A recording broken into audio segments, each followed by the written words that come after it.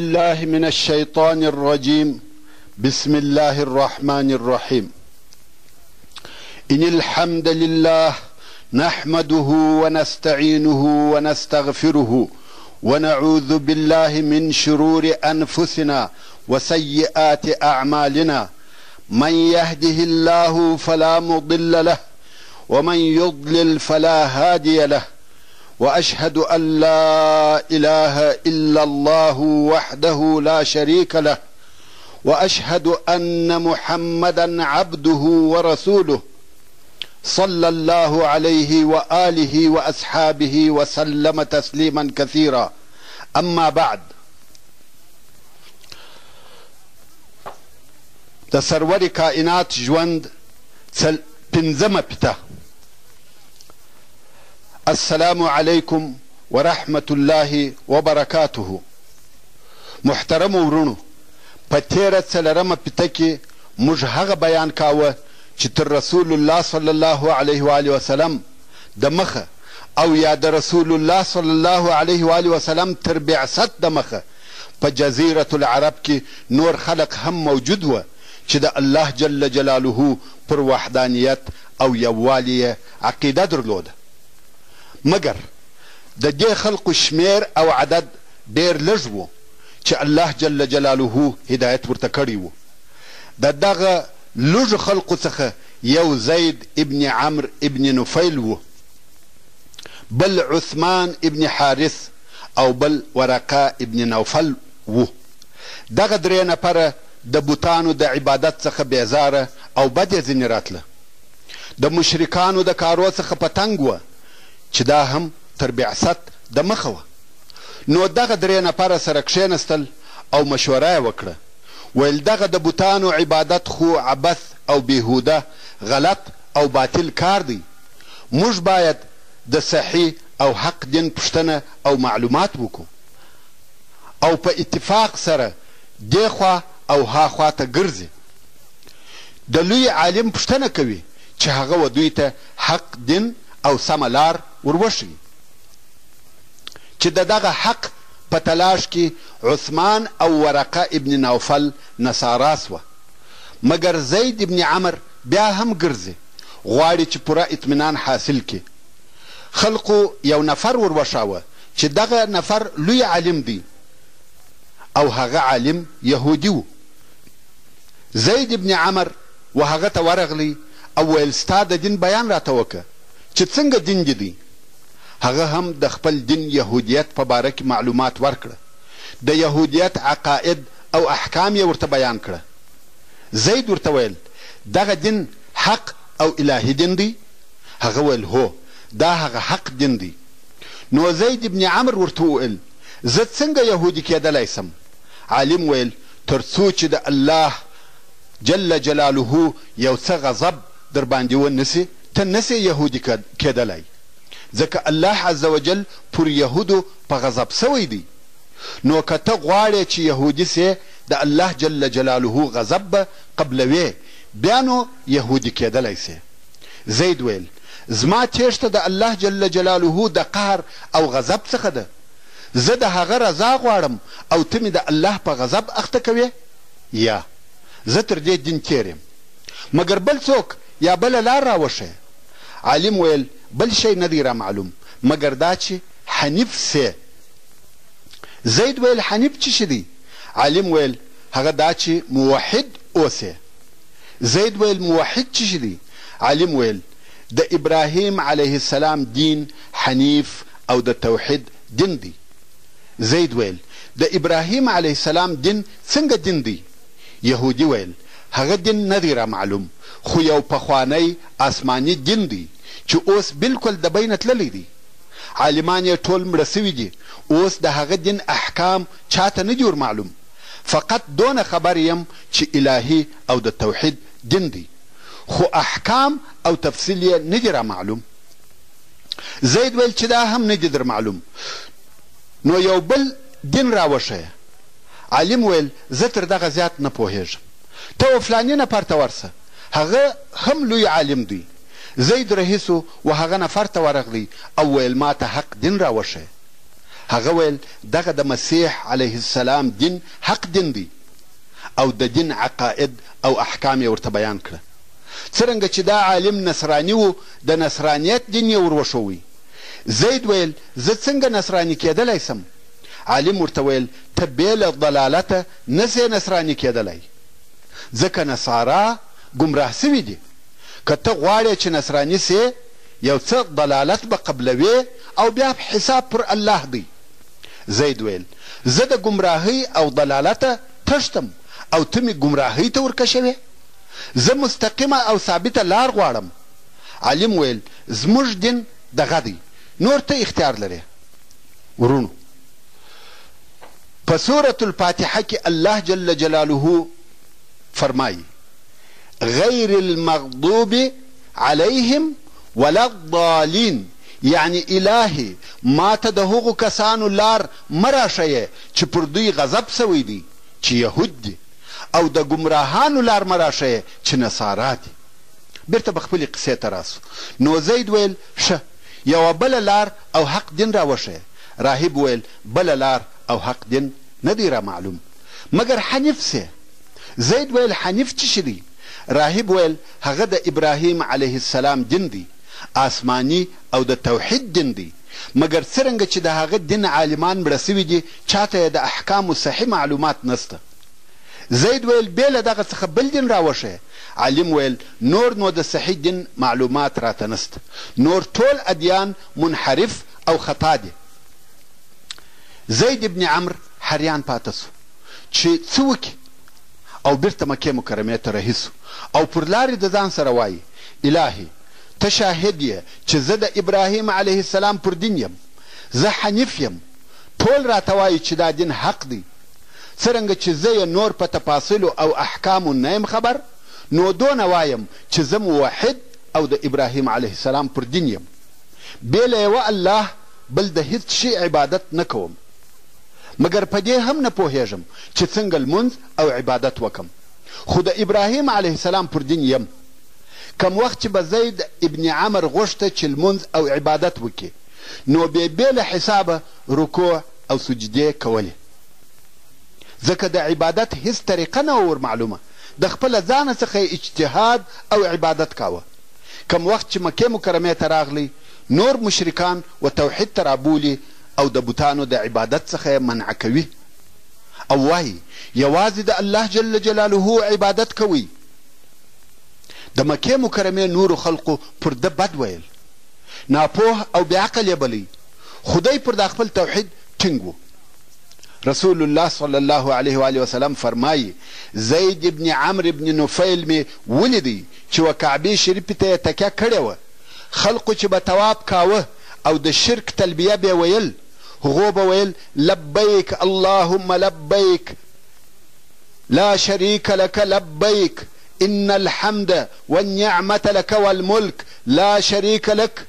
پر دغه ځای به زید پر نارې کړه بس نور مه وایه، مګر هغو به دا الفاظ پر زیاتول الا شریکا هو لک تملکه وما ملک، چې دغه الفاظ یې د شرک دی، مګر زید دوی د شرک د تلبیې د ویلو څخه منع کول.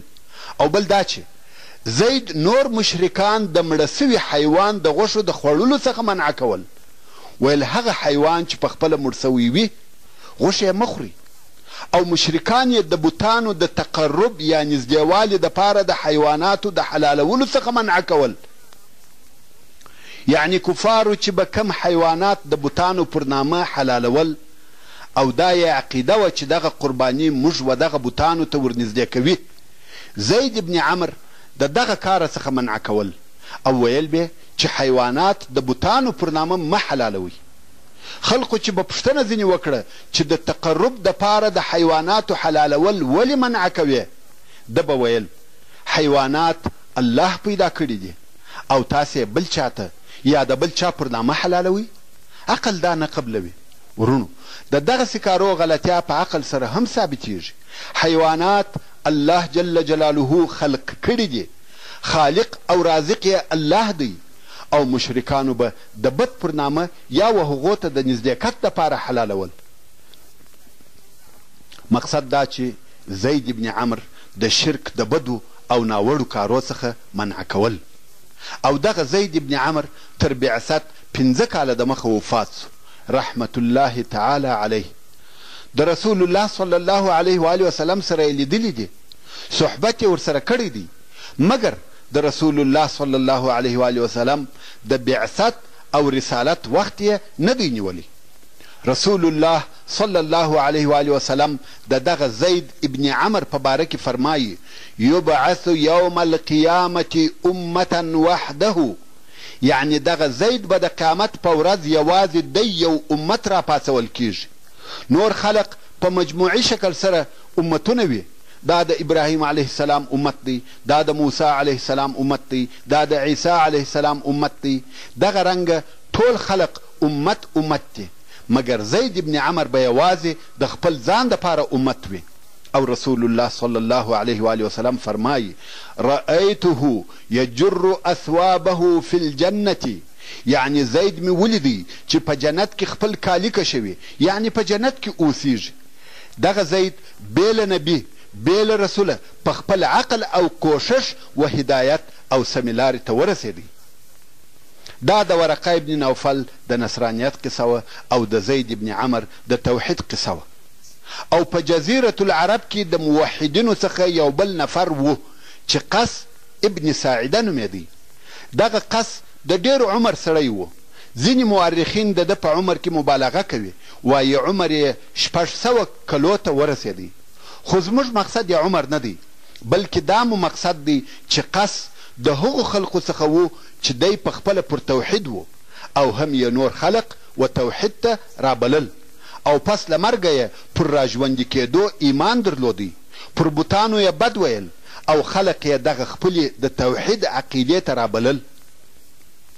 څرنګه چې قریشو د ده دغه د توحید عقیده نه قبلولی سوای او نه زغملی سوای، نو قس یې د مکې مکرمې څخه ویستی، فرار یې کړي. نو ده په دشت او صحرا کې ژوند کاوه. څرنګه چې دی پوه، هوښیار او حکیم سړی و، نو خلق به هلته د ده د ملاقات او مشورو دپاره ورتله. حتی دی په وعظو او نصیحتو کې هم یو نثر لري. او د ده په حکمتو به عربو مثالونه تیرول. د قصد د حکمتو څخه یو څه داسې دي. دی وایي من عاش مات ومن مات فات وكل ما هو آت آت. او بیا وایي ایها الناس استمعوا وعوا ان في السماء لخبرا وان في الارض لعبرا بحر يفور ونجوم تغور وسقف مرفوع ومهاد موضوع. او داسې نور حکمتونه لري. او دی چې هلته په غرو او دشتو کې یوازې اوسېدی، وحشي او څیرونکو حیواناتو الفت ورسره نیولی و او ژوند یې ورسره کاوه. حتی یو نفر وایي زه یو وخت وقس ابن ساعده ته د مشورې دپاره ورغلم. دی د اوبو د حوض پر غاړه ناست و او دغه حوض ته د اوبو د چښلو دپاره زمریان هم راتله، خو یوه به د اوبو په چښلو کې تر هغه بل ځان د مخه کاوه. قس به هغه په لکړه وواهه او ورته ویل به صبر وکه چې ملګری دې اوبه وچښي. او دغه قس هم تر بعثت د مخه وفات سو. مقصد دا چې په جزیرة العرب کې د مخه هم ډېر لږ نفر موحدین موجود و او خلق به توحید ته رابلل، مګر ویښ زړونه او اورېدونکي غوږونه نه وه چې د دوی آواز واوري، تر څو چې محمد صلی الله علیه و آله وسلم د الله جل جلاله د طرفه په رسالت سره اختیار کړه سو او خلقو ته یې آخري رسالت راوړي او د الله جل جلاله د طرفه وحی ورته نازلې سوې. د مخه هغه نور موحدین موجود وه، مګر اثر او نتیجه یې یا هیڅ نه وه یا خو ډېره کمه وه. خو د رسول الله صلی الله علیه و آله وسلم د رسالت اثر لوی او ابدي اثر و چې ټوله جزیرة العرب یې د شرک څخه خلاصه کړه او جهان یې د توحید په نور ډک کړي. د الله جل جلاله د طرفه ورسول الله صلی الله علیه و آله وسلم ته د سورة المدثر د اولو 7 آیاتو په نزول سره یو شمیر الهي امرونه صادر سوه چې دغه امرونه په ښکاره او ظاهره سره ډېر بسیط او آسانه اوامر دي، خو په حقیقت کې یې مقصد ډېر لوړ او اثر یې ډېر قوي دی. په دغه نازل سوو آیاتو کې اول یا ایها المدثر قم فانذر د هر هغه چا انذار او بیرول مقصد دی چې د الله عز وجل د رضا او اوامرو څخه مخالفت کوي. هر هغه څوک چې په عالم کې موجود وي هغه باید د خپلو مخالفو اعمالو په بده نتیجه او جزا داسې وبیرول سي چې په زړه کې یې ریږد او وارخطایي پیدا سي. قم فانذر. دوهم وربک فکبر. د دې مقصد دا دی چې په مځکه کې د هیچ چا دپاره کبریا او لویي نسته، د هیچ چا دپاره کبریا او لویي نسي پاته. د هر متکبر او مغرور شان او شوکت مات سي. وربک فکبر. دریم وثیابک فطهر والرجز فهجر. مقصد دا چې هر څوک باید په خپله ظاهري او باطني پاکي کې ډېر کوشش وکړي. خپل نفس باید د ګناهو د نجاست څخه تر داسې اندازې پاک کړي چې د ده نفس د الهي رحمت، هدایت او نور قابل وګرځي او په بشري ټولنه کې یو مثال او نمونه سي. سالم زړونه وده ته میلان پیدا کړي او ورجذب سي، او هغه مشکوک زړونه د ده په هیبت او فخامت ثابت او سالم وګرځي. څلرم ولا تمنن تستکثر. د دې څخه مقصد او هدف دا دی چې خپل کوشش او فعالیت ډېر عظیم ونه بولي، بلکې نور هم همیشه په جد او جهد کې وي. د یوه کار تر خلاصولو وروسته د بل پر شروع کولو اقدام کوي. د حق د ثابتولو دپاره ډېر جهد، ډېره تضحیه او قرباني شندي، او بیا هم دغه خپل کوششونه تر داسې اندازې هیروي لکه هیڅ چې یې نه وي کړي. او په آخرني آیات کې الله عز وجل فرمایي ولربک فاصبر. و دې ته اشاره ده چې د معاندینو د طرفه څخه به مخالفتونه، آزارونه، پسخندونه او سپکوالی ویني تر داسې اندازې چې ستا او ستا د اصحابو د وژلو کوششونه به کیږي، او غواړي به چې ټول هغه کسان چې پر تا راګرځېدلي دي نیست او نابود کړي. خو الله عز وجل ورته فرمایي چې پر دې ټولو به په پوره قوت او اطمینان، په ډاډ او ثبات صبر کوي. د خپل نفس د نفساني خوندو او لذاتو څخه به د یوه لذت په طمع نه یې، بلکې د خپل رب د رضا په حاصلولو کې به کوشش کوي. الله اکبر. دغه امرونه په ظاهره څونه آسانه او بسیط وه. اوه آیاته، ډېر کوچني کوچني آیاتونه، مګر په عمل کې څونه عظیم او فخیم دي. په خپله په دغه آیاتو کې دعوت او تبلیغ سته. اول دا چې د انذار خپل مفهوم دا دی چې په دنیا کې داسې اعمال سته چې نتیجه یې بده او وکوونکي ته جزا ورکول کیږي. حال دا چې هر څوک په دې پوهیږي چې په دې دنیا کې د انسان د اعمالو جزا نسته، نو د انذار څخه مقصد دا سو چې بیله د دنیا د ورځو څخه یوه بله داسې ورځ سته چې په هغه کې د اعمالو جزا ورکول کیږي، چې هغه د قیامت ورځ ده. او د دې څخه دا معلومه سوه چې بیله دغه دنیوي ژوند څخه یو بل ژوند هم سته. او دغه ټول تلاوت سوي آیاتونه د بندگانو څخه خالص او صریح توحید غواړي. د خپل نفس رضایت، د نورو بندگانو رضایت به ټوله د الله عز وجل تر رضایت پورې پرېږدي، چې د دغو آیاتو نتیجه داسې ویلی سو. اول توحید، دوهم د قیامت پر ورځ ایمان، دریم د نفس پاکوالی چې د دغه پاکۍ دپاره دوه شی پکار دي، یو د ګناهو او فواحشو پرېښول، او بل د خیر او فضائلو اعمال ډیرول. څلرم ټول کارونه به د الله عز وجل د رضا دپاره وي.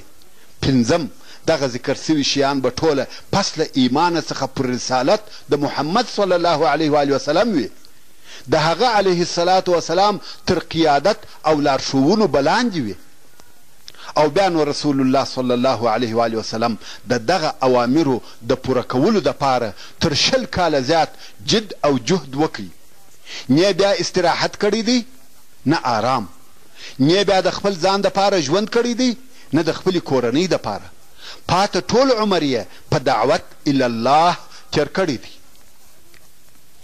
د رسالت دروند بار یې پر اوږو اخیستی و، د ټولې مځکې لوی امانت یې په غاړه کې و، د ټوله عقیدې اصلاح یې وظیفه وه، او د دغه کار دپاره یې څو قسمه جهاد کړی دی.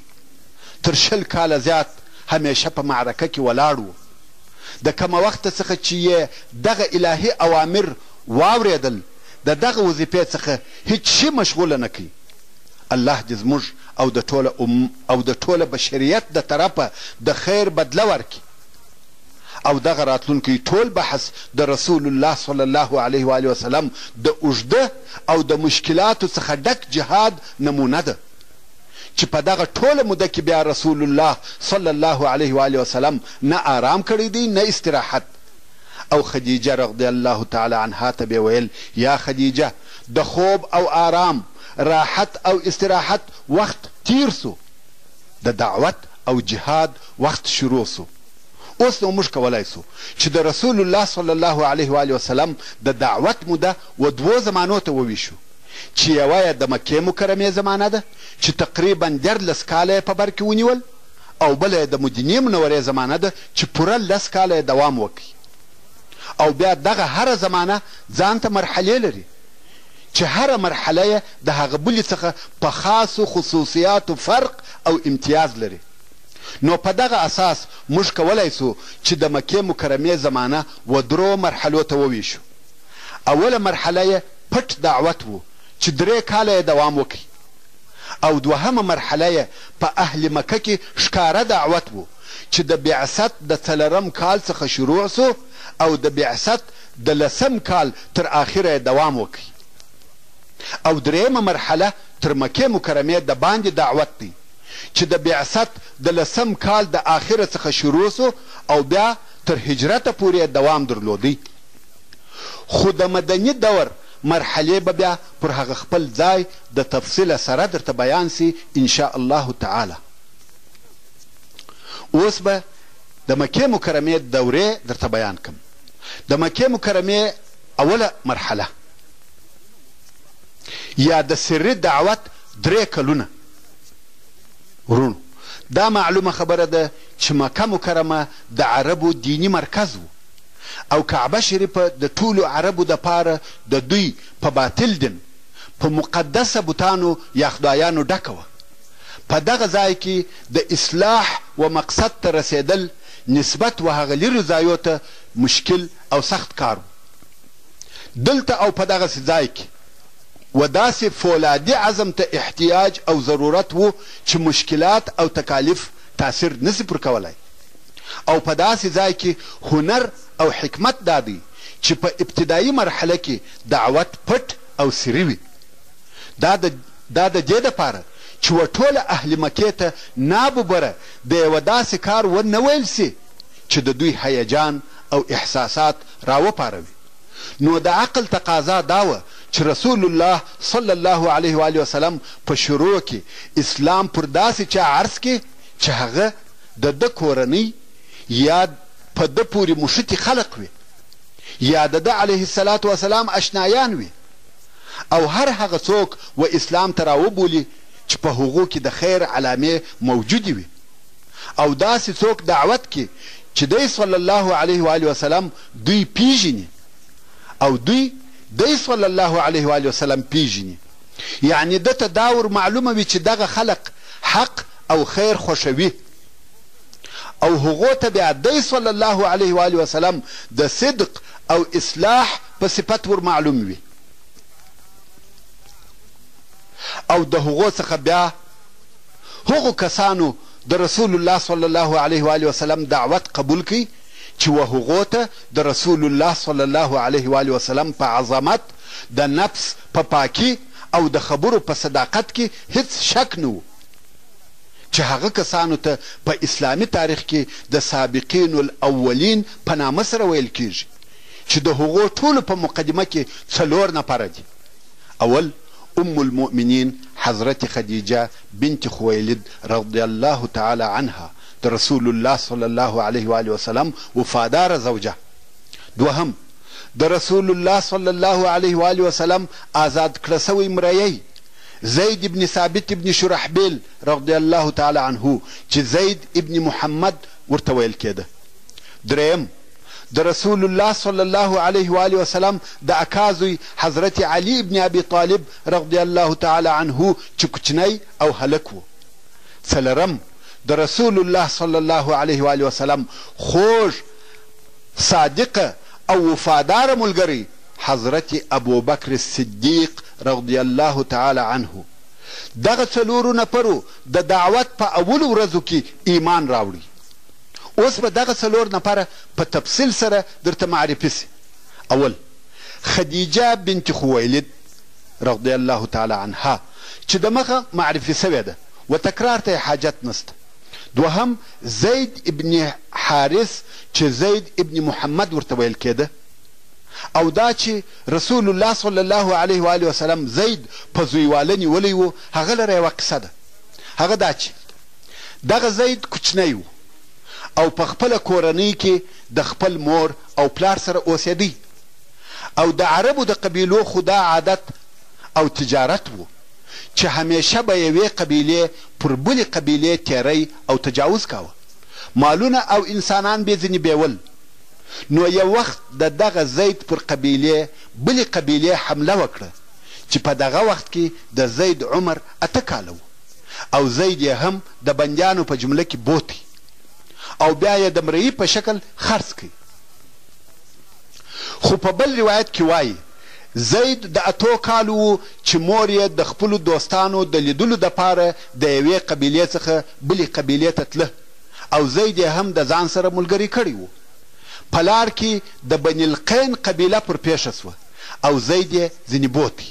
بیا یې د مرئي په ډول د حباشه په بازار کې خرڅ کړي او حکیم ابن حزام چې د مکې مکرمې د قریشو څخه و د نورو مریانو سره دغه زید هم رانیوی او بیا یې و خدیجې رضی الله تعالی عنها ته په هدیه کې ورکړي او خدیجې رضی الله تعالی عنها د رسول الله صلی الله علیه و آله وسلم سره تر واده کولو وروسته و رسول الله صلی الله علیه و آله وسلم ته په هدیه کې ورکړي. او د زید پلار چې حارثه نومېدی په زید پسې ډېر غمجن و او همیشه د هغه په تلاش کې و چې چیرې بیا پیدا کړي. په دې کې کلونه تېر سوه چې پلار په زوی پسې ګرځي. څو په آخر کې دا معلومات ورته وسوه چې زوی یې په مکه مکرمه کې دی.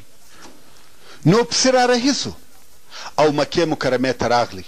زوی یې پیدا کړي نو د هغه مالک ته چې محمد صلی الله علیه و آله وسلم دی ورغلی. البته دا قصه د مخه تر بعثت وه. ویل یا محمد دغه زید زما زوی دی او دی حر دی خو دشمنانو خرڅ کړی دی. زه اوس راغلی یم او غواړم چې دغه خپل زوی ستا څخه رانیسم.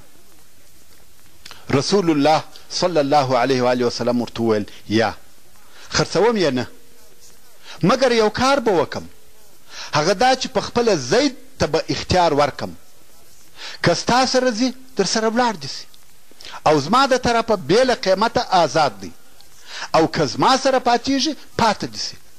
د زید خوښه او اختیار دی. د زید پلار حارثه په دې خبره ډېر خوشحاله سو چې دا ډېر ښه او بهترین اختیار دی ځکه حارثه پوهېدی که یو چاته اختیار ورکړه سي چې مریی پاته کېږي که د پلار سره ځې هغه حتما د پلار سره ځي. نو خپل زوی ته ورغلی ویل زویه محمد تا ته اختیار در کړی دی دلته د ده سره مریی پاته کېږي او که زما سره ځې. زید ویل والله پر محمد صلی الله علیه و آله وسلم هیڅوک نه خوښوم او نه اختیاروم. ورونو دا د مخه تر بعثت د رسول الله صلی الله علیه و آله وسلم اخلاق وه نو د دغه ځایه څخه د رسول الله صلی الله علیه و وسلم اخلاق او ګزاره معلومیږي چې حتی د مرئي سره یې څنګه ښه ژوند او د محبت ګزاره کول. او زید وویل والله زه ګمان نه کوم چې مور او پلار دې داسې ښه او د محبت ژوند را سره وکړي لکه محمد چې یې را سره کوي. تاسې دې رحمت، مهرباني او حسن معاشرت ته وګورئ چې خیر البشر صلی الله علیه و وسلم د مرئي سره کول، چې هغه مرئي دي دی صلی الله علیه و وسلم تر مور او پلار خوښ او اختیار کړي. او دا اخلاق د مخه تر دې وه چې وحی ورته نازل او جل جلاله طرفه رسي. نو ځکه به خلکو صادق الامین ورته ویل. او زید پر دې ټینګار کاوه چې د محمد صلی الله علیه و وسلم سره پاته کېږم. د زید پلار حارثه په تعجب کې سو چې دا څنګه کېدلی سي چې مالک دې تر پلار خوښ وي. بیا نو رسول الله صلی الله علیه و وسلم د دې دپاره چې د حارثه زړه مطمئن سي د قریشو په حضور دا اعلان وکړي چې زید آزاد او حر دی. او بیا یې دا اعلان وکړي چې زید پخوا په وختو کې په عربو کې داسې وه چې یو چا به پردی څوک خپل زوی وګرځاوه او هغه به په ټولو احکامو او معاملاتو کې داسې سو لکه د ده نسبي او واقعي زوی، یعنی په میراث کې د نکاح په حراموالي کې او داسې نورو مسائلو کې به واقعي زوی او د فامیل جز وګرځېدی. نو تر دغه ورځې وروسته و زید ته زید ابن محمد ویل کېده، تر څو چې دغه زوی ګرځول چې په عربي کې تبني ورته وایي، یعنی د بل چا زوی د ځان زوی بلل په اسلام کې منع سوه. څرنګه چې پس له بعثته رسول الله صلی الله علیه و وسلم په دعوت او تبلیغ امر کړه سو، زید رسول الله صلی الله علیه و وسلم په کور کې و الله وسلم و اسلام ته دعوت کوي او هغه هم مسلمان سو. او دریم نفر چې هغه هم د رسول الله صلی الله علیه و وسلم علی طال الله تعالی عنه و او د رسول الله صلی الله علیه و وسلم په کور کې د حضرت علی رضی الله تعالی عنه د اوسېدلو سبب دا و چې ابو طالب ډیر غریب سو. او دا واقعه هم تر بعثت د مخه وه. ابو طالب دونه غریب او مسکین و چې د خپلو اولادو نفقه پر تکلیف وه، خپل اولادونه یې نسوای مړولی. نو رسول الله صلی الله علیه و وسلم و خپل اکا عباس رضی الله ته ورغلی او ویل ای ته د ابو طالب په غږ او مت خبر یې، حتی د خپلو اولادو خواړه او نفقه هم نه لري. که دې خوښه وي وربسو او موږ هر یو به د ده د اولادو څخه یو واخلو او زموږ سره به اوسیږي، د هغو کفالت به وکړو، یعنی خواړه او مصرف به پر خپل ځان کو. پر ابو طالب به دا غریبي یو څه سپکه سي. عباس رضی الله تعالی عنه ویل ډېر ښه فکر دی. نو د عبدالمطلب د کورنۍ څخه څو نفره سره یو ځای سوه او ابو طالب ته ورغله. ویل موږ دا سره جوړه کړې ده چې موږ به هر یو ستا د زامنو څخه یو اخلو او زموږ سره به وي. ابو طالب ویل که یو عقیل را پرېږدئ په نورو کې ستاسې خوښه ده. عقیل د ابو طالب مشر زوی و. ویل دا را پرېږدئ چې زما سره وي. دوی هم عقیل ور پرېوه او هر یوه د ابو طالب یو اولاد د ځانه سره بوتی. رسول الله صلی الله علیه و وسلم علی ابن ابي رضی الله عنه راوست، ځکه علی هغه هم پر رسول الله صلی الله علیه و وسلم ګران و. او حضرت علی رضی الله تعالی عنه د رسول الله صلی الله علیه و وسلم په کور کې تربیه سو او هیڅ وخت یې د بت عبادت یا و بت سجده نه ده کړې، ځکه دی د رسول الله صلی الله علیه و وسلم په کور کې لوی سو. او دا چې موږ وایو علی کرم الله وجهه، د هغه مقصد هم دا دی چې الله جل جلاله د ده مخ مکرم کړی دی. په څه سبب؟ که د انو د عفه ساتلی، دا د دغه جملې د ویلو سبب دی چې موږ د ده د نامه سره وایو کرم الله وجهه. نو علی رضی الله تعالی عنه هم مسلمان سو چې دا د رسول الله صلی الله علیه و وسلم د کورنۍ څخه دریم نفر دی. او بیا د رسول الله صلی الله علیه و وسلم لونو ایمان راوړي، رقیه، زینب، ام کلثوم، فاطمه رضی الله تعالی عنهن اجمعین. دا د رسول الله صلی الله علیه و آله وسلم په کورنۍ کې د ایمان راوړلو ترتیب و. خو د رسول الله صلی الله علیه و آله وسلم تر کورنۍ د باندې هغه اولین نفر چې و اسلام ته دعوت سوی دی او هغه هم بې له پوښتنې او بې له دلیله څخه اسلام او ایمان قبول کړی دی، هغه سیدنا صدیق رضی الله عنه دی. رسول الله صلی الله علیه و آله وسلم فرمایي هر څوک چې می اسلام ته رابللی دی د اسلام په باره کې بحث او نقاش را سره کړی دی، پوښتنې او معلومات یې را څخه کړي دي بې له ابوبکر صدیق رضی الله تعالی عنه څخه. فقط رسول الله صلی الله علیه و آله وسلم ورته وویل زه د الله جل جلاله د طرفه رسول یم. ابوبکر رضی الله تعالی عنه وویل اشهد انک رسول الله، هدي ادا چې ته رسول الله یې، بې له نقاشه بې له بحثه بې له پوښتنې چې کله او څنګه، او دا یې هم ونه پوښتل چې څنګه دین دی او د کومه راغلی دی، هیڅ پوښتنه یې هم ونه کړه. د اولې لحظې څخه صدیق و. دا ولې؟ ځکه ابوبکر صدیق رضی الله تعالی عنه رسول الله علم اخلاق، امانت او صداقت یې پوره ورته معلوم و او پوهېدی چې دی صلی الله علیه و آله وسلم هیڅکله مخالفه او داغ نه وایي. په دې څخه رضی تعالی عنه په اسلام مشرف سو، فورا یې په تبلیغ او دعوت شروع وکړ. څرنګه چې ابوبکر صدیق رضی الله تعالی عنه د الفت او محبت خاوند و، پوست او نرم سړی و، ښه اخلاق یې درلوده، نو د ده د قوم خلق به د ده د علم او تجارت او د ده د ښو اخلاقو په سبب ورته راتله، او ده هم د هغو کسانو په دعوت شروع وکړه چې د ده همنشینه او مجلسیان وه.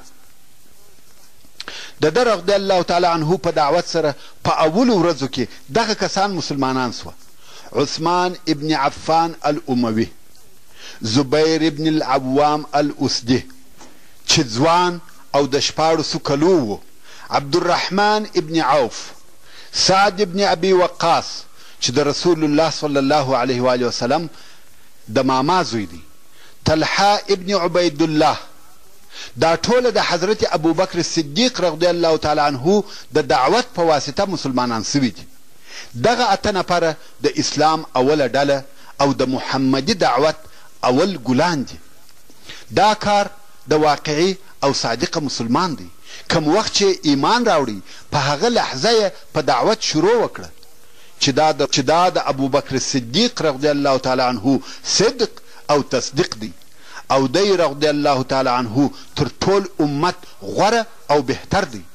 رسول الله صلی الله علیه و آله وسلم د ده په باره کې فرمایي لو وزن ایمان الامه بایمان ابي بکر لرجح ایمان ابي بکر، یعنی که د ابوبکر ایمان د ټول امت د ایمان سره وتلل سي، د ابوبکر ایمان به پر دروند سي.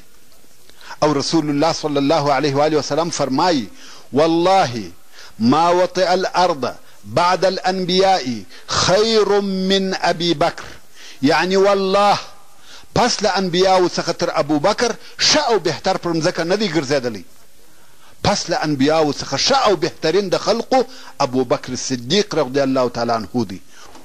ورونو، دا د صدیق اکبر مقام او درجه ده، او دا یې فداکاري وه چې د اسلام په شروع او ابتدا کې یې یوازې د دعوت دپاره دغه خدمت وکړي چې د 10 مبشرو څخه 5 نفرو د ده رضی الله تعالی عنه پر لاس ایمان راوړی دی، او د هغو کسانو څخه چې په شروع کې په اسلام مشرفه سوي دي د ځینو نومونه په داسې ډول سره دي: بلال ابن رباح الحبشي، او د دې امت امین ابو عبیده عامر ابن الجراح، ابو سلمه ابن عبد الاسد، ارقم، عثمان ابن مزعون، او د ده 2 ورونه قدامه او عبدالله، عبیده ابن الحارث ابن المطلب، سعید ابن زید، او د ده ښځه فاطمه بنت الخطاب چې د عمر ابن الخطاب رضی الله تعالی عنه، خباب ابن الارت،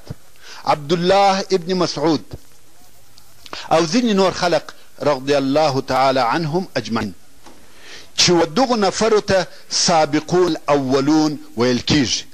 دغه ذکر سوي خلق په پټه مسلمان سوي وه او رسول الله صلی الله علیه و آله وسلم به په پټه سره یو ځای کول او دین به یې ورشاوه، ځکه تر اوسه لا دعوت سري او فردي و.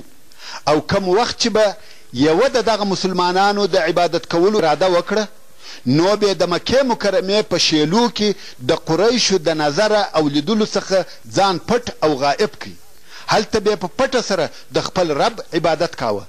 او بیا چې د دغه مسلمانانو شمیر و 10 نفرو ته ورسېدی چې په دې عدد کې نر او ښځې دواړه داخل وه، بیا نو رسول الله صلی الله علیه و آله وسلم د دوی د اجتماع او تعلیم دپاره د دوی څخه د یوه نفر کور اختیار کړي چې دا کور د ارقم ابن ابي الارقم و.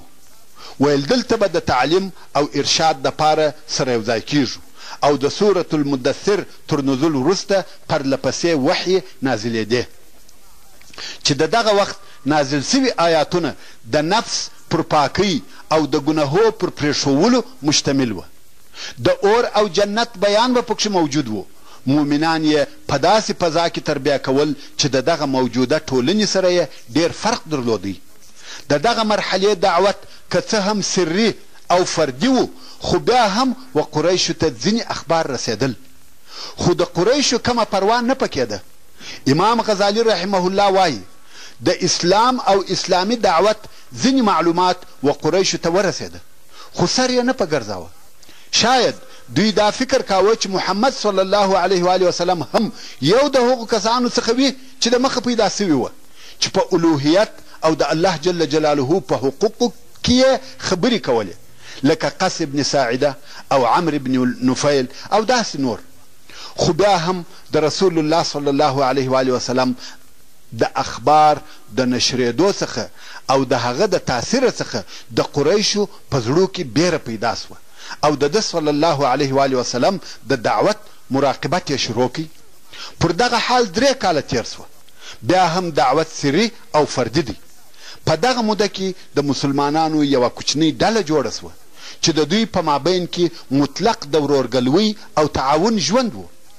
او بیا وحی نازلې سوې چې رسول الله صلی الله علیه و آله وسلم یې په دې سره مکلف کړي چې خپل قوم ته د اسلام اعلان وکړه او د دوی د باطل دین په مقابل کې ودرېږي او د دوی د بوتانو ماهیت او اهمیت بیان کړه.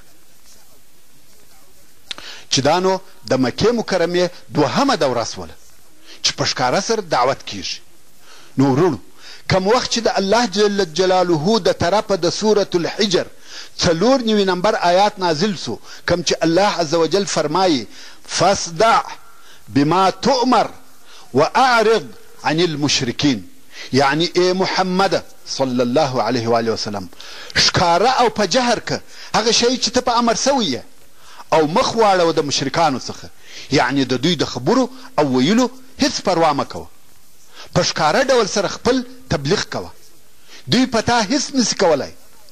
د دغه آیات په نزول د الله جل جلاله د طرفه رسول الله صلی الله علیه و آله وسلم امر کړه سو چې و اسلام ته دعوت عام که.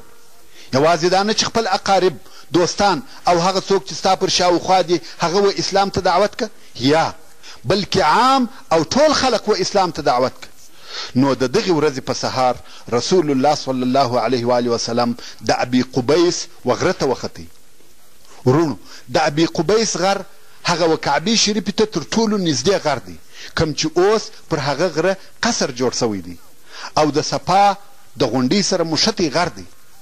دغه غر و کعبې شریفې ته او د قریشو د ناستې وځایو ته ډېر نږدې و او هر څوک چې د کعبې شریفې و طرف ته وي د غره شا، یعنی د غره هغه بل طرف نه ویني. نو رسول الله صلی الله علیه و آله وسلم دغه د ابي قبیس و غره ته وختئ او په لوړ آواز یې نارې کړه وا صباحا وا صباحا، چې دا ناره د قریشو د خطر ناره وه. کم وخت چې به د دښمن لښکر پر راغلی او یا به بل عمومي خطر پیښ سو، دغه ناره به کول. قریش د دغه نارې په اورېدلو سره پوه سوه چې خطر دی. پوښتنه یې وکړه چې ناره کوونکی څوک دی؟ ویل صادق الامین. خلقو په خپل مابین کې سره نارې کړه چې هلئ ژر سئ، صادق الامین درواغ نه وایي، خامخا یو خطر سته. نو ټول قریش د ابي قبیس د غره سره و رسول الله صلی الله علیه و آله وسلم ته راټول سو. رسول الله صلی الله علیه و آله وسلم ورته وویل که زه درته ووایم چې د دغه غره تر شا یو مسلح لښکر ولاړ دی او غواړي چې پر تاسې حمله وکړي، تاسې یې منئ؟ قریش وویل هو، موږ هېڅکله ستا څخه درواغ نه دي اورېدلي. نو رسول الله صلی الله علیه و آله وسلم ورته وویل زه تاسې د الله جل جلاله د هغه سخت عذابه څخه بیروم او زه و تاسې ته د الله جل جلاله د طرفه رسول یم. دلته نو د رسول الله صلی الله علیه و آله وسلم اکا چې نوم یې عبدالعزا او لقب یې ابو لهب دی وویل تبا لک، تا لر دې هلاکت وي. د دغه دپاره دې موږ راوغوښتو، خپل کارونه مو پرېښول چې ستا دغه خبرې واورو. ابو لهب نورو خلقو ته ویل ځئ ځئ خپلو کارو ته مو ولاړ سئ. او خلق بیرته د رسول الله صلی الله علیه و آله وسلم څخه رهي سوه او لاړ. خلقو ته چا د بیرته تلو امر وکړي؟ د رسول الله صلی الله علیه و آله وسلم اکا ابو لهب. نو ځکه د ده په باره کې دغه آیاتونه نازل سوي دي تبت یدا ابي لهب وتب ما اغنى عنه ماله وما كسب سيصلى نارا ذات لهب وامرأته حمالة الحطب في جيدها حبل من مسد. دا خو ابو لهب و چې د اولې ورځې څخه خپل ټول عمر د اسلام په دشمنۍ کې تیر کړی دی. لطفا فتا واړوه.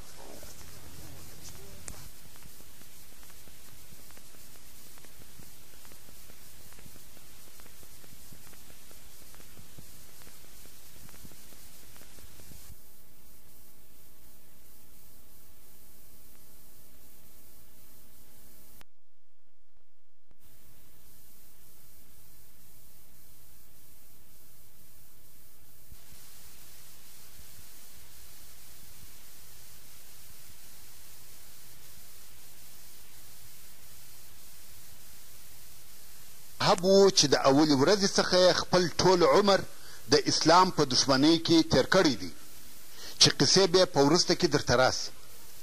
همدارنګه د ده ښځه چې ام جمیل ورته ویل کېده او د ابو سفیان ابن حرب خور وه د اسلام او رسول الله صلی الله علیه و آله وسلم سرسخته دشمنه وه. دې به همیشه زوزان لرونکي لرګي یا شاخلې راوړلې او د هغو زوزان به د رسول الله صلی الله علیه و آله وسلم په لار کې ایښول. کتل به چې رسول الله صلی الله علیه و آله وسلم پر کومه لار تیریږي په هغه لار کې به دغه زوزان کښېښول چې دغه زوزان د ده علیه الصلاة وسلام په مبارکو پښو ننوځي او آزار ورکړي. نو ځکه الله عز وجل وفرمایل وامرأته حمالة الحطب، یعنی د ده ښځه به د دوژخ د اور و لمبو ته په داسې حال کې ورننوځي چې د دوژخ دپاره به د لرګو د بار راوړونکې وي.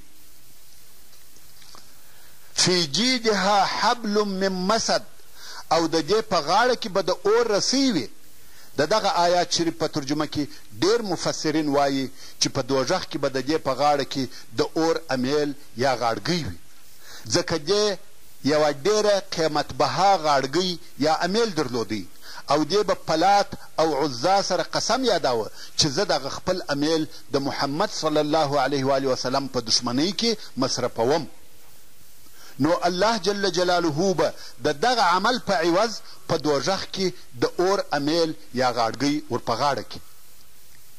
او د دې بدبختې مرګ په ډېر عجبه شکل سره پېښ سو.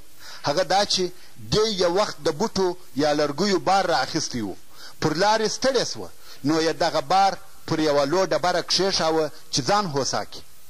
تقدیري د بار رسۍ د دې په غاړه کې غوټه سوه او بار د ډبرې شاته ولوېدی. نو څه پېښه سوه؟ د ډبرې یوه طرف ته بار زړیږي او بل طرف ته دا، دواړه په یوه رسۍ تړلي دي او رسۍ د دې په غاړه کې غوټه ده تر څو چې نفس یې وخوت. دا د ابو لهب د ښځې مرګ و او د ابو لهب د مرګ قصه به په وروسته کې واورئ. او بیا د سورة الشعراء د 214 نمبر آیات په نازلېدلو سره چې الله جل جلاله فرمایي وانذر عشیرتک الاقربین، یعنی ای محمد صلی الله علیه و آله وسلم د الله جل جلاله د عذاب څخه ستا نږدې خپلوان وبېروه. نو رسول الله صلی الله علیه و آله وسلم بني هاشم، بني عبدالمطلب او خپل قریبان په خپل کور کې سره راټول کړه چې د مطلب ابن عبد مناف د اولادې څخه هم څو نفره پکښې موجود وه او د ټولو نفرو شمېر و 45 نفرو ته رسېدی. کم وخت چې رسول الله صلی الله علیه و آله وسلم د خبرو کولو اراده وکړه، د مخه تر دې چې رسول الله صلی الله علیه و آله وسلم خبرې شروع کړي، ابولهب په خبرو شروع وکړه. ویل یا محمد که تا موږ د دې دپاره راټول کړي یو چې ستا د دین بیان راته وکړې، نو خبرې مه کوه، موږ یې نه اورو. او پوه سه چې ستا قوم د ټولو عربو طاقت او قوت نه لري. رسول الله صلی الله علیه و آله وسلم ولیده چې وخت او موقع د خبرو دپاره نه دي مناسب، نو چپ سو او څه یې ونه ویل. څو ورځې وروسته یې بیا خپل اقربا سره راټول کړه، مهماني یې ورته جوړه کړه. پس له عزته او احترامه، پس له خوړلو او چښلو رسول الله صلی الله علیه و آله وسلم په خبرو شروع وکړه او ویې فرمایل الحمد لله احمده واستعينه واؤمن به واتوكل عليه واشهد ان لا اله الا الله وحده لا شريك له. او بیا یې وفرمایل هیڅ رائد و خپل قوم ته درواغ نه وایي، زما دې قسم په هغه الله وي چې بې له ده څخه بل الله نسته، چې زه و تاسې ته خاص رسول الله یم او و نورو ټولو خلقو ته عام رسول الله یم. په والله تاسې داسې مرئ لکه چې بیدېږئ او بیا داسې راژوندي کېږئ لکه چې راویښېږئ، او ستاسې سره ستاسې د عملو حساب کېږي، او تر هغه وروسته یا ابدي جنت دی یا ابدي اور دی. ابو طالب وویل موږ ستا نصیحت واورېدی او ستا د خبرو پوره تصدیق کوو او ستا سره کومک او معاونت زموږ ډېر خوښ دی، او دغه حاضر نفر ستا د پلرو زامن دي او زه یو د دوی څخه یم، خو زه تر دوی ټولو د مخه و هغه کار ته حاضر یم چې ستا خوښه وي.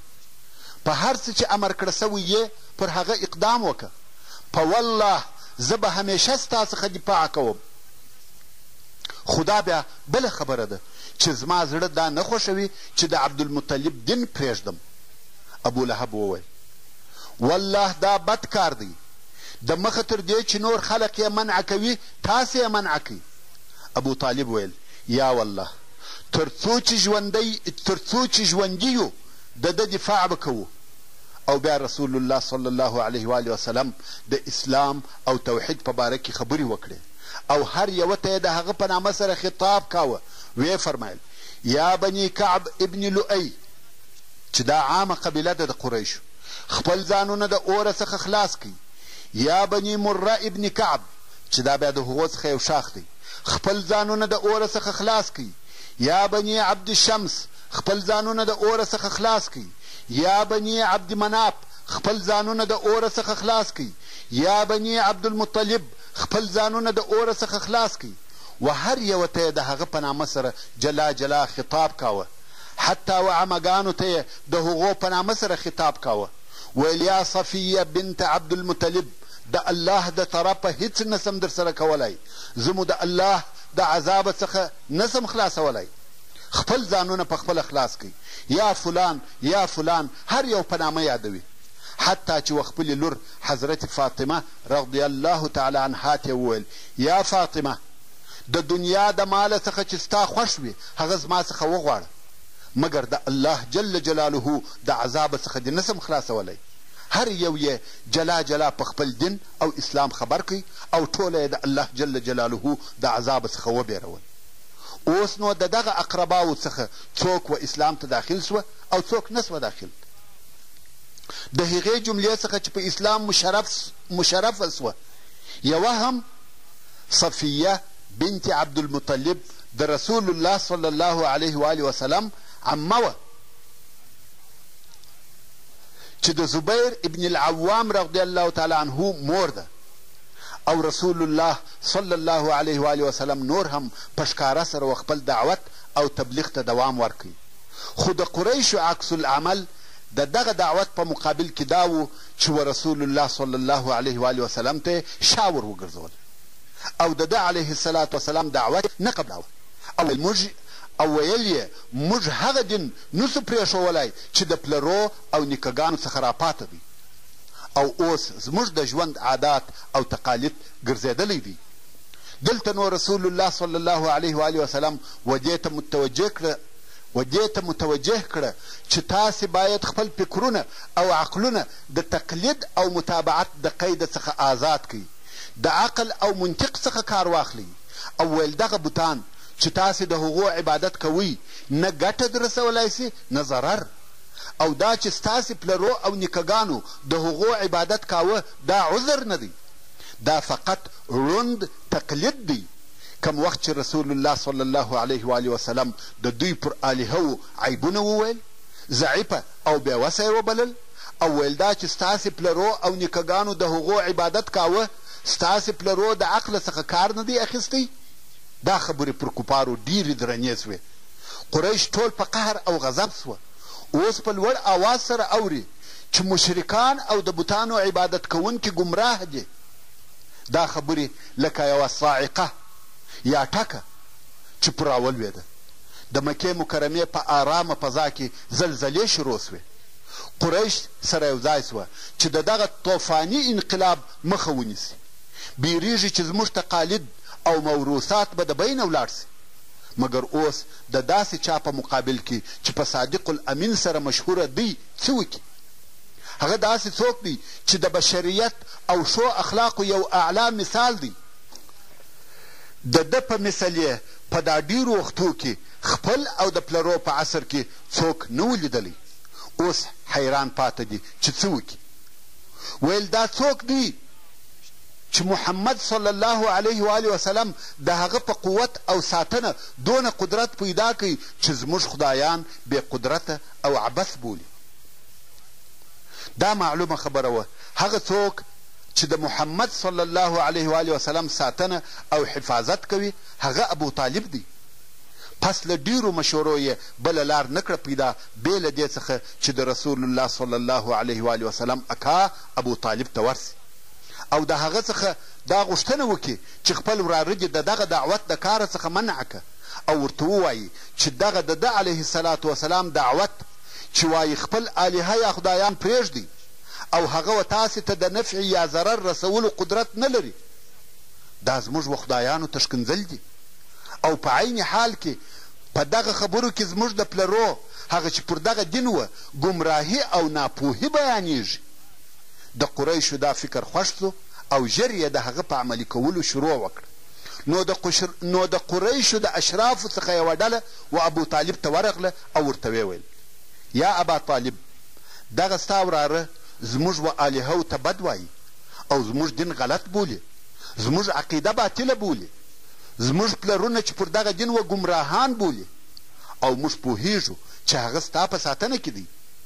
یا دی زموږ څخه منع که چپ یې که چې زموږ خدایانو او دین ته بد نه وایي، یا موږ او دی سره پرېږده ځکه ته هم دغه زموږ پر دین او د ده مخالفه یې.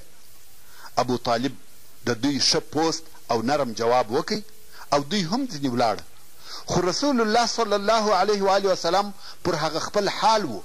د الله جل جلاله د دین اظهار او بیان یې کاوه او خلق یې دعوتول. د قریشو څخه یې په ظاهري شکل د ده اکا ابو طالب او د عبدالمطلب اولاده ساتي. په دغه موده کې و قریشو ته یو بل مهم کار پیدا سو. هغه دا چې د دعوت پر ښکاره کېدو فقط څو میاشتې تېرې سوي وې چې د حج موسم رانږدې سو او قریش پوه سوه چې د مختلفو ځایو څخه د عربو مختلفې ډلې مکې مکرمې ته راځي. نو دوی ویل موږ باید خامخا داسې یوه خبره ولرو چې د محمد صلی الله علیه و وسلم په باره کې یې و عربو ته وایو. دا دپاره د دې چې د محمد علیه الصلاة وسلام دعوت د نورو عربو پر زړو تاثیر ونه کړي. نو د قریشو مشران و ولید ابن مغیره ته راټول سوه او په دغه باره کې مشوره ورسره کوي چې موږ باید و خلقو ته د محمد صلی الله علیه و وسلم په باره کې څه ووایو.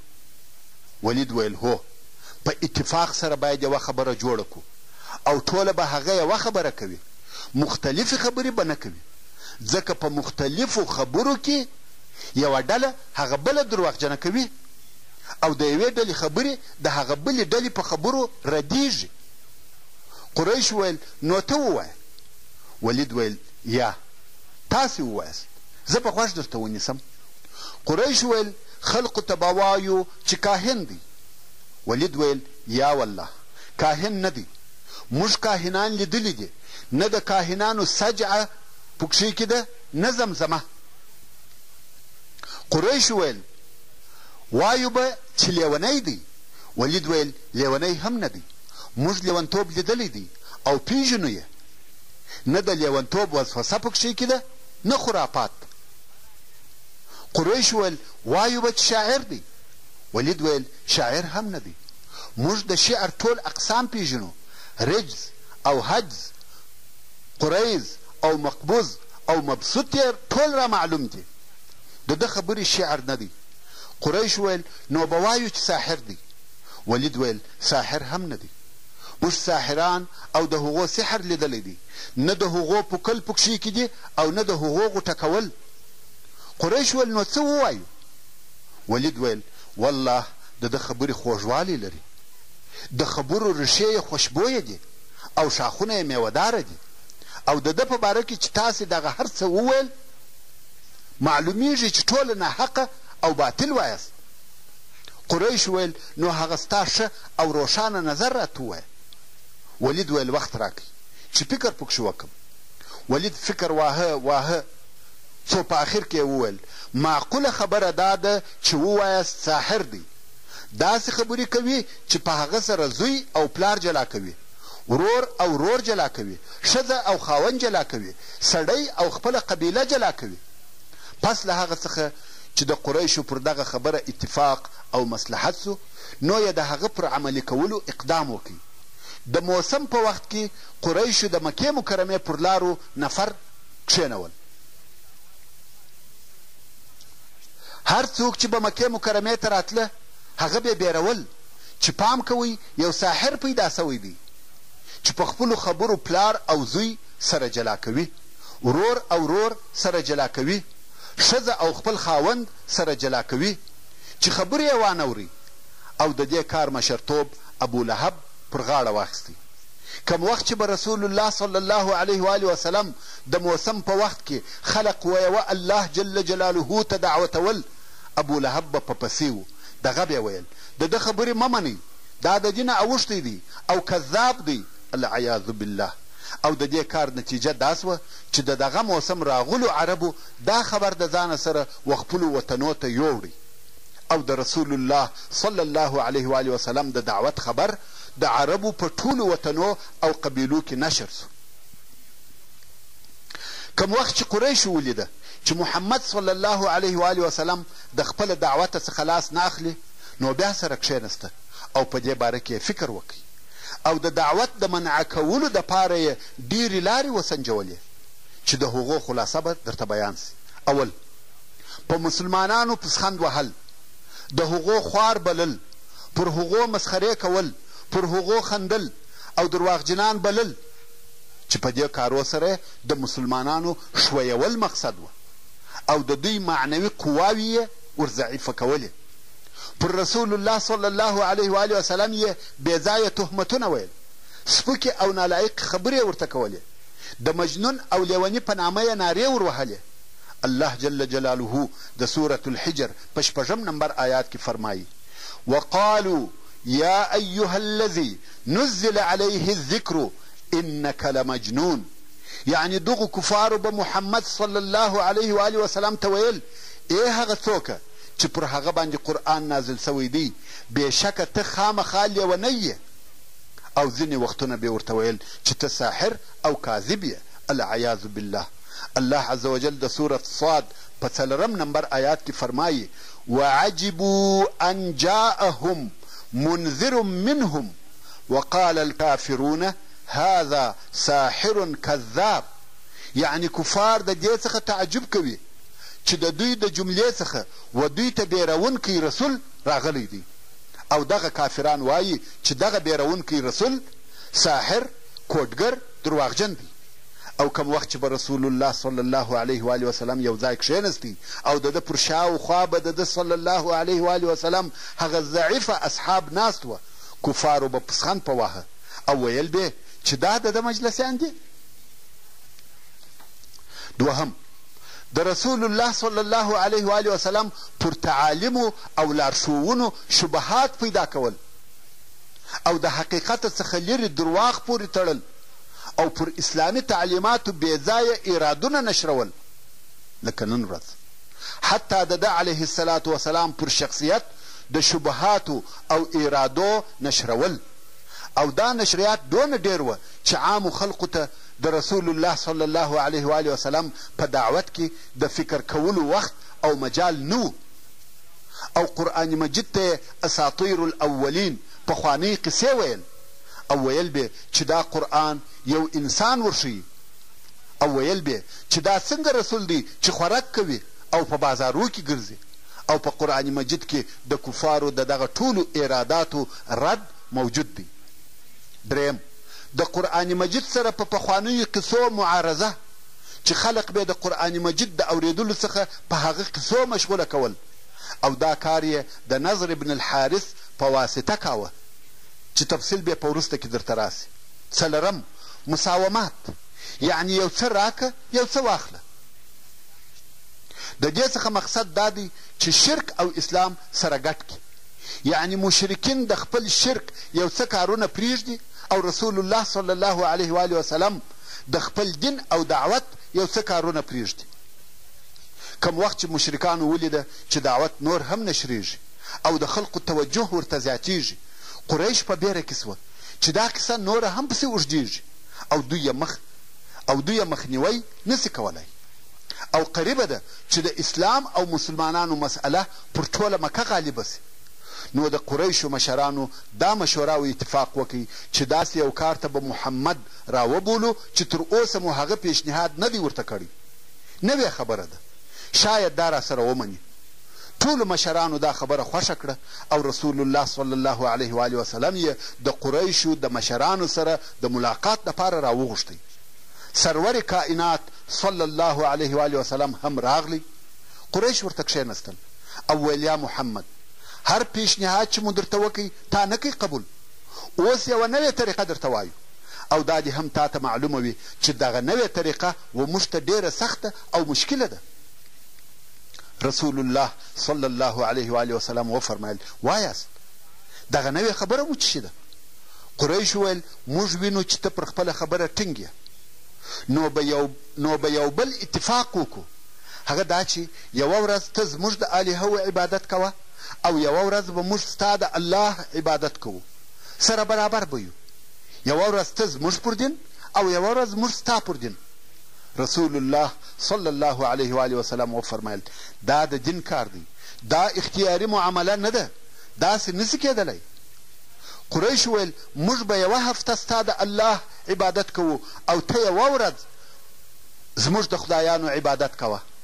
بیا هم رسول الله صلی الله علیه و آله وسلم نه کړه قبوله. قریش ویل موږ به یو کال ستا د رب عبادت کوو او ته یوه ورځ زموږ د خدایانو عبادت کوه. رسول الله صلی الله علیه و آله وسلم بیا هم انکار وکړي، ویل دا څه بې معنا خبرې دي، دا لوبې او مسخرې دي.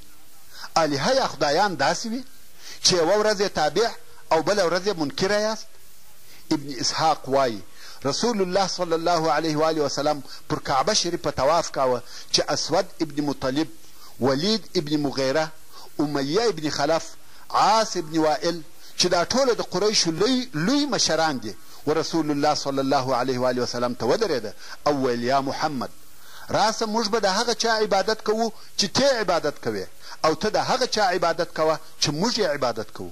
که ستا معبود زموږ تر معبود ښه او بهتر و موږ به هم په هغه کې خپله حصه اخیستې وي، او که زموږ معبود ستا تر معبود ښه او بهتر و تا به هم د هغه څخه خپله حصه اخیستې وي. الله جل جلاله د دوی په باره کې سورة الکافرون نازل کړي چې رب عز وجل فرمایي قل یا ایها الکافرون لا اعبد ما تعبدون ولا انتم عابدون ما اعبد ولا انا عابد ما عبدتم ولا انتم عابدون ما اعبد لكم دینکم ولی دین. الله عز وجل دغه د مشرکانو مساومات یا مفاوضات په دغه قاطعه او جازمه فیصله سره وررد کړه. خو دغه مساومات د یوه یا دوه وارو دپاره نه دي سوي، بلکې دا خبرې د مشرکانو د طرفه څو واره او تکرارا سوي دي، خو هر وار بې فایدې وي. دا امکان نه لري چې هلته د مشترک عبادت موجود وي، چې هم د الله منم او هم د ډبرو بوتان. او د الله جل جلاله دا قول هم په دغه باره کې نازل سو چې فرمایي ودو لو تدهنو فیدهنون، یعنی که ته د دوی و طرف ته لږ ور واوړې، دوی تیار او آماده دي چې ستا و طرف ته در واوړي. مګر یا دا د عقیدې مسله ده، په عقیده کې هیڅ نرمتیا او مراعت امکان نه لري. د عقیدې کار باید خامخا واضح، صریح او ښکاره وي. د عقیدې په کار کې نرمي، غوړمي، د یو لحاظ او مراعت هیڅ نظر. د مشرکانو طرفه د آزارو شروع کېدل. اوس نو د بعثت د څلرم کال په شروع کې مشرکانو د دعوت چپولو منع کولو دغه ذکر سوي طریقې یوه پس له بلې عملي کولې. پر دې کار څو میاشتې تېرې سوې چې فقط دوی د خولې د خبرو څخه کار اخیستی، د مسلمانانو په ازارولو او عذاب ورکولو یې شروع نه وه کړې. خو دوی ولیده چې دغه طریقې د اسلامي دعوت په منع کولو او چپولو کې بې فایدې دي او هیڅ نتیجه نه ورکوي.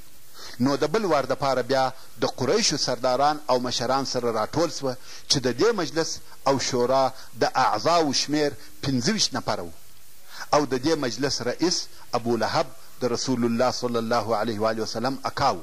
پس له ډېره فکر او پس له ډېرو مشورو دې مجلس د رسول الله صلی الله علیه و وسلم او د ده د اصحاب کرامو پر ضد ډېر جازم او قاطع تصامیم ونیول.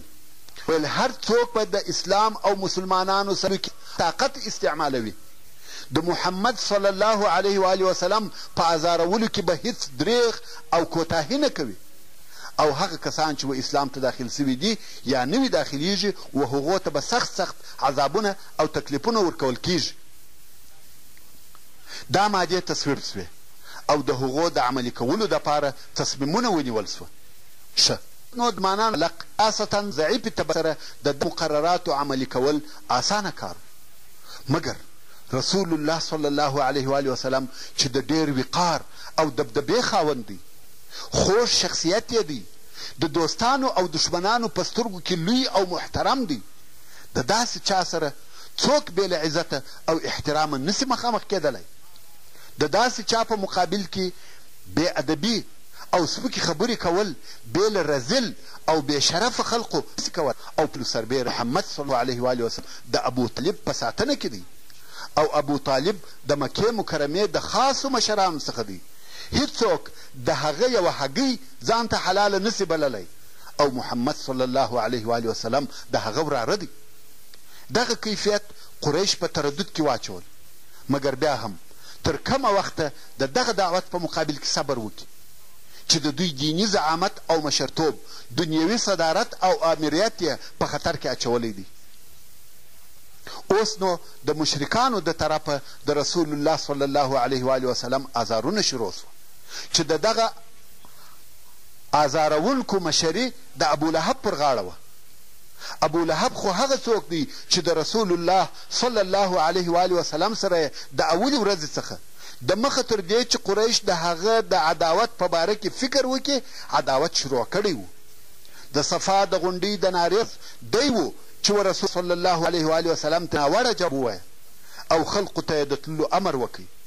په ځینو روایاتو کې راغلي دي کم وخت چې رسول الله صلی الله علیه وسلم د صفا پر غونډۍ د خپل اعلان او ډبره واخیسته، غوښته یې چې په هغه سره رسول الله صلی الله علیه وسلم وولي، او د بني هاشم په مجلس کې ابولهب و چې رسول الله صلی الله علیه وسلم یې د اسلام د دعوت او بیانولو څخه منع کړي. او ابولهب تر بعثت د مخه د خپلو دوو زامنو دپاره چې عتبه او عتیبه نومېده د رسول الله صلی الله علیه وسلم دوې لوڼې رقیه او ام کلثوم په نکاح کړي وې. کم وخت چې رسول الله صلی الله علیه و وسلم په رسالت سره مبعوث کړه سو، ابو لهب خپل زامن د رسول الله صلی الله علیه و وسلم د لوڼو په طلاقولو سره جبرن او قهرن امر کړه تر څو چې هغو هم طلاق کړي.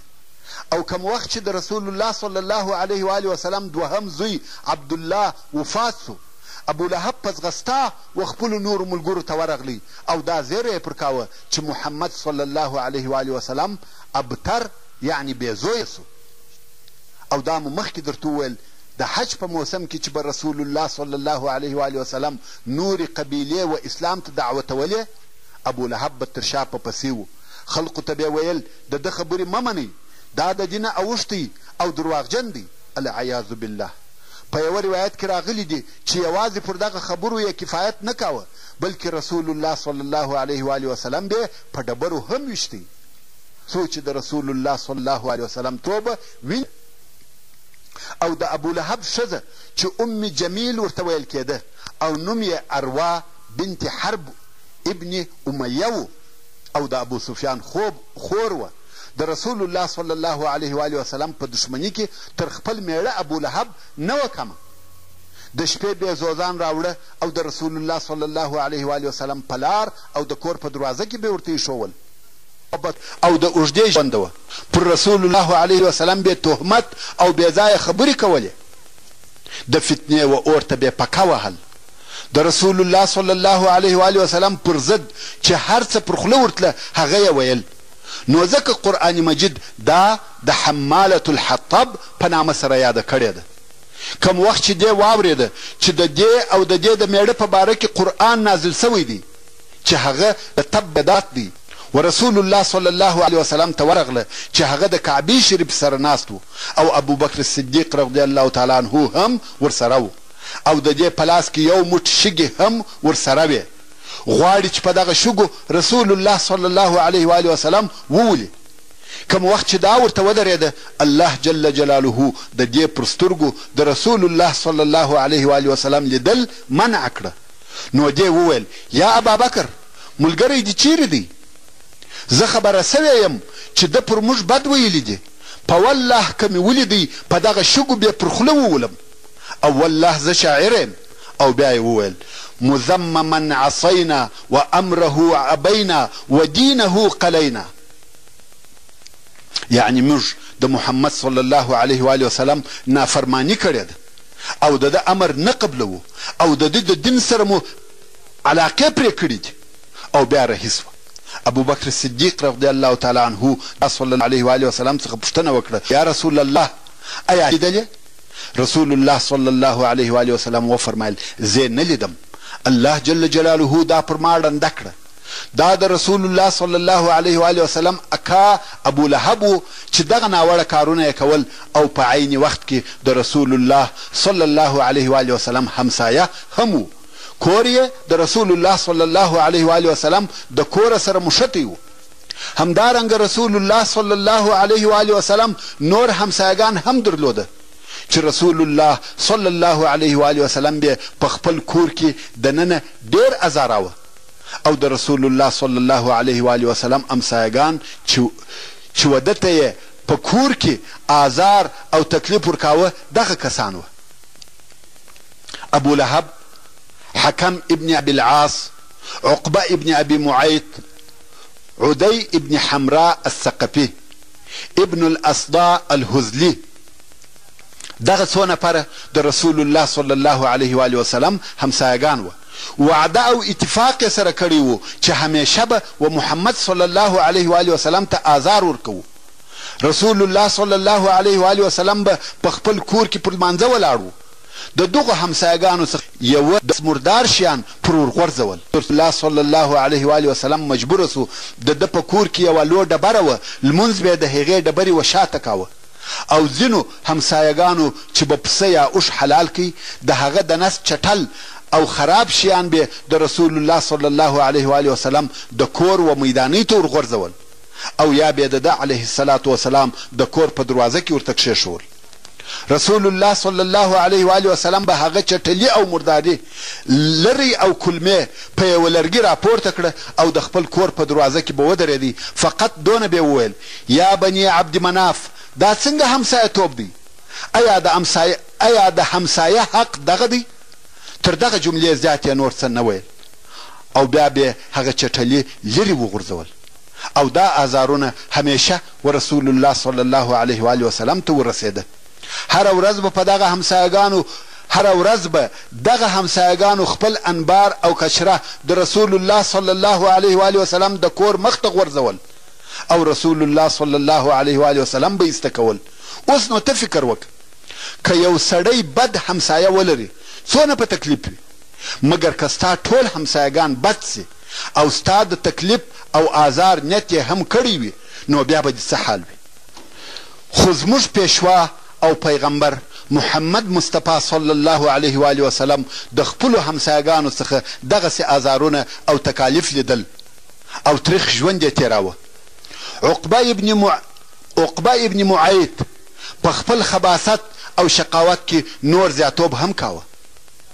امام بخاري د عبدالله ابن مسعود رضی الله عنه څخه روایت چې یوه ورځ رسول الله صلی الله علیه و آله وسلم د کعبې شریفې سره لمونځ کاوه. ابو جهل او د قریشو نور مشران هم هلته ناست وه او ورته ګوري. زړونه یې د قهره او غضبه ورته ډک دي. په دغه وخت کې نور خلق راغله او د کعبې شریفې سره یې یوه اوښه حلاله کړه.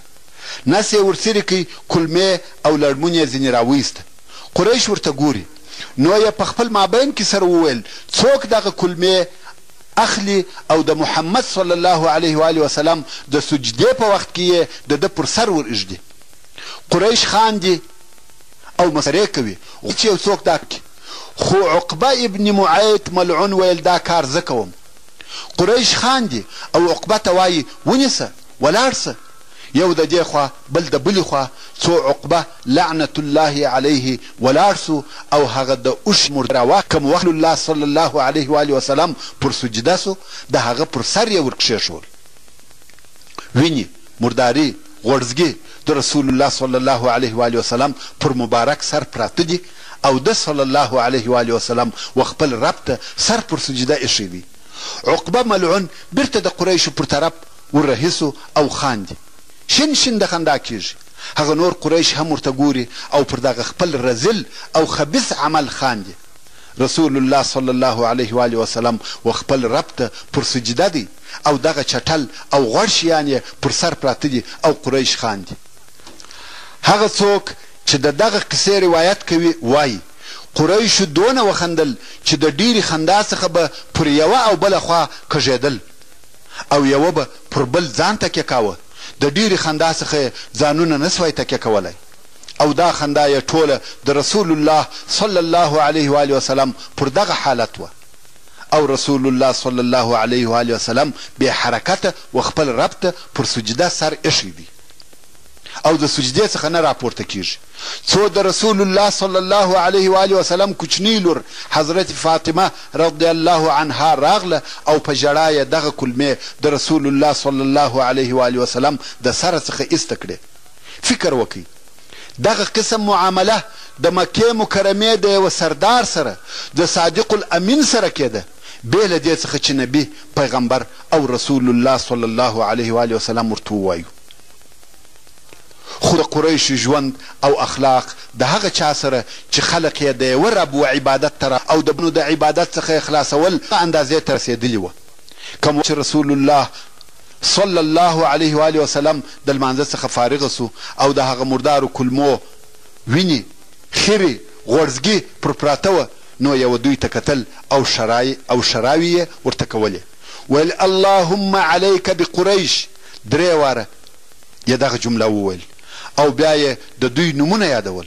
اللهم عليك بأبي جهل، اللهم عليك بعتبة ابن ربيعة وشيع وليد ابن عتبة وأمية ابن خلف وعقبة ابن أبي معيط. د دغو ناستو خلقو نومونه یادول یو یې په نامه سره یاد کړي. راوي د حدیث وایي ټول هغه کسان چې رسول الله صلی الله علیه و آله وسلم یې نومونه یاد کړه په والله ټوله مې د بدر د غذا په ورځ مړه او مردار سوي ولیده. ټول ووژل سوه هغه کسان چې د رسول الله صلی الله علیه و وسلم په مقابل کې دغه بد عمل او ناوړه کار کړی و ټول د بدر په ورځ مردار کړه سوه. ورونو تاسې واورئ چې رسول الله صلی الله علیه وسلم څه وخت شرا وکړه او څه وخت قبوله سوه. پس له کلو ټول ووژل سوه. په دې کې و ټولو مسلمانانو ته اشاره او لارښوونه ده کم وخت چې دعا کوئ او د رب عز وجل څخه یو شی غواړئ تلوار به نه کوئ، دعا مو قبلیږي، مګر وخت یې په الله جل جلاله پورې تعلق لري. رسول الله صلی الله علیه و وسلم فرمایي ستاسې څخه د هر چا دعا قبلیږي تر څو چې تلوار ونه کړي. صحابه کرام پوښتنه وکړه ویل څنګه؟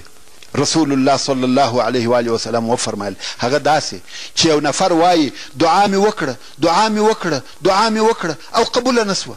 ورونو قبلېده داسې نه دي چې پس له یوې ورځې یا یوې میاشتې یا باید نن او سبا زما کار وسي. قبلېده رسول الله صلی الله علیه و وسلم سره چې په دغه حالت کې وسوه، پس له کلو یې دعا یا شرا قبوله سوه. نو کم وخت چې د رسول الله صلی الله علیه و وسلم دعا کلونه په بر کې نیسي، د نورو خلقو په باره کې څه خیال کوئ؟ مقصد دا چې دعاوې کوئ، هر څه چې د الله جل جلاله څخه غواړئ ویې غواړئ، مګر تلوار مه کوئ. که چا که د لفظ هغې چې وایي یستجاب لاحدکم ما لم یستعجل، یعنې ستاسې څخه د هر چا دعا قبلیږي تر څو چې تلوار ونه کړي. موږ مخکې د هغه ازارو بیان کاوه چې د مشرکانو د طرفه و رسول الله صلی الله علیه و وسلم ته ورسېدل. اوس هغه بحث پسې پوره کوم. امیه ابن خلف چې دوی هم د قریشو د رئیسانو څخه و، د رسول الله صلی الله علیه و وسلم په غیاب کې خو به د هغه بد ویل، خو کم وخت چې به رسول الله صلی الله علیه و وسلم ولیدی په ښکاره سره به هم بد او پوچ ورته ویل. د الله جل جلاله دا قول چې فرمایي ویل لکل همزة لمزة د دغه امیه ابن خلف په باره کې نازل سوی دی. ابن هشام وایي همزه هغه څوک دی چې په ښکاره سره یو چاته پوچ او پحش وایي او په سترګو هم اشارې ورسره کوي، چشمکان وهي. او لمزه هغه څوک دی چې د یو چا په غیاب کې یعنی پشله د هغه عیبونه بیانوي او ازاروي. مګر د امیه ابن خلف رور ابی ابن خلف د کفارو د هغه جملې څخه و چې د مسلمانانو سره ډیر زیات عداوت او دشمني درلود. یو ورځ ورسول الله صلی الله علیه و وسلم ته راغلی او یو زوړ پخوانی هډوکی یې په لاس کې و. داسې زوړ هډوکی و چې بالکل دا مات کړي او په هورغوي کې یې سره وموږي څو داسې سو لکه ایرې. بیا یې د رسول الله صلی الله علیه و وسلم پر مخ ور وپاشي او رسول الله صلی الله علیه و وسلم ته یې وویل ته وایې چې الله موږ بیرته د دغه اوړو څخه راژوندي کوي څو د مرګه بیرته راژوندي کولی سي. پس له دغه څخه چې موږ دغسې ایریسو لکه دغه هډوکی بیا راژوندي کیدای سو. په دغه باره کې د الله جل جلاله دا قول نازل سو وضرب لنا مثلا ونسي خلقه قال من يحيي العظام وهي رميم، یعنی و موږ ته د وراسته شوړېدلي هډوکي مثال راوړي او خپل پیدایښت یې هیر کړی دی. وایي څوک به دغه هډوکی یا دغه هډوکي ژوندي کړي، حال دا چې هغه وراسته او شوړېدلي دي. الله جل جلاله فرمایي قل يحييها الذي أنشأها أول مرة هو بكل خلق. يا محمد الله عليه وآله وسلم ودته ووایه چې بیا هغه قادر مطلق ذات ژوندي کړي چې اول وار یې پیدا کړي دي، حال دا چې دغه الله پر هر قسم پیدایښت ښه عالم دی. که نوي پیدا کول وي که زاړه. سبحان الله، هغه ذات چې اول وار یې د هیڅ څخه پیدا کړي دي دوهم وار یې هم هغه ذات پیدا کوي. دغه آیاتونه د دغه ابی ابن خلف کافر په رد کې نازل سوه. عقبه ابن ابي معیط چې دوی هم د قریشو او مشرکینو د مشرانو څخه و، د دې دپاره چې د مسلمانانو او مشرکانو په مابین کې دغه د دشمنۍ ډکه معامله او ګزاره لږ څه ارامه سي. نو یې صلی الله علیه وسلم کم وخت چې راوړه سوه رسول الله صلی الله علیه و وسلم د ډوډۍ خوړلو څخه انکار وکړي. د کور خاوند عقبه ابن معیط ورته ټینګ دی چې ډوډۍ وخوره. رسول الله صلی الله علیه و وسلم ویل یا تر هغو به ستا ډوډۍ ونه خورم چې ته ونه وایې اشهد ان لا اله الا الله وانی رسول الله. عقبه چې هر څه کوشش وکړي چې رسول الله صلی الله علیه و وسلم ډوډۍ وخوري، مګر رسول الله صلی الله علیه و وسلم د ډوډۍ خوړلو دپاره دا شرط کښېښاوه چې د رسول الله صلی الله علیه و وسلم داسې امید و که عقبه دغه د شهادت کلمې مراعتا هم ووایي په نتیجه کې به مسلمان سي. لکه حمزه رضی الله تعالی عنه چې ابو جهل ته ویل ته محمد ته ښکنځل کوې او زه د هغه پر دین یم. دا خبره د حمزه تر خولې بې ارادې راووته، خو بیا د دغې خبرې په واسطه مسلمان سو. حمزه رضی الله عنه دا هم قصه بیا بیان سي.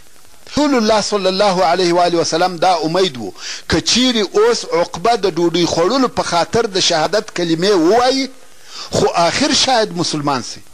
عقبه هر څه ځان یوې خوا او بلې خوا ته کوي، مګر رسول الله صلی الله علیه و وسلم پر خپله خبره ټینګ و.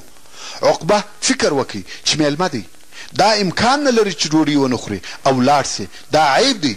نو عقبه د عقیدې په سبب الله صلی الله علیه وسلم خواړه د شهادت کلمې وویلې. ویل اشهد ان لا اله الا الله واشهد انک رسول الله. او رسول الله صلی الله علیه و وسلم هم ډوډۍ وخوړل، مګر وروسته په قریشو کې دا خبر نشر سو چې عقبه ابن معیط د شهادت کلمې وویلې. قریش په دې خبره ډېر خفه سوه او هغه چې ډېر زیات خفه سو هغه ابی ابن خلف و، ځکه ابی د عقبه ډېر نږدې آشنای او مجلسي و. نو ابی و عقبه ته ورغلی ویل زما مخ پر تا حرام دی، نه خبرې در سره کوم او نه دې آشنا یم تر څو چې د محمد صلی الله علیه و وسلم پر مخ ورتونه کې. د هغه په سبب دې د شهادت کلمې وویلې، زما شرط بیا دا دی چې پر مخ به ورتکې، هغه وخت بیا خبرې در سره کوم. اوس عقبه په حیرت او تردد کې دی چې څه وکم. هر څه کوشش یې وکړي چې ابی بې له دغه شرط راضي کړي او د دغه شرط څخه ځان خلاص کړي، فایده نه کوي. ابی پر خپله خبره ټینګ ولاړ دی. د عقبه په مخ کې دوې لارې دي، یا به د محمد صلی الله علیه و وسلم په مقابل کې دغه ناوړه عمل کوي، یا به د قریشو مشران د لاسه ورکوي. آخر یې وبل محمد علیه و خفه ناراضه کړي او اغلی د رسول الله صلی الله علیه و وسلم پر مبارک مخ یې تو کړه. رسول الله صلی الله علیه و وسلم چپ او پټه خوله، هیڅ یې ونه ویل. ورونو ښه فکر وکړئ، دا هم یو د هغو ازارو او اهانتو څخه دی چې سرور کائنات رسول الله صلی الله علیه و وسلم د دین د نشرولو دپاره او د دعوت په لار کې قبول کړي دي. نو د دغه عقبه ابن ابي معیط او د هغه د ملګري ابی ابن خلف په باره کې محترمو ورونو، څرنګه چې فتنه پای ته ورسېده آته پر کې شمه فتنه کې اوري ان شاء الله تعالی. وما توفيقي إلا بالله وهو السميع العليم. وصلى الله تعالى على خير خلقه محمد وآله وأصحابه وأهل بيته أجمعين. والسلام عليكم ورحمة الله وبركاته.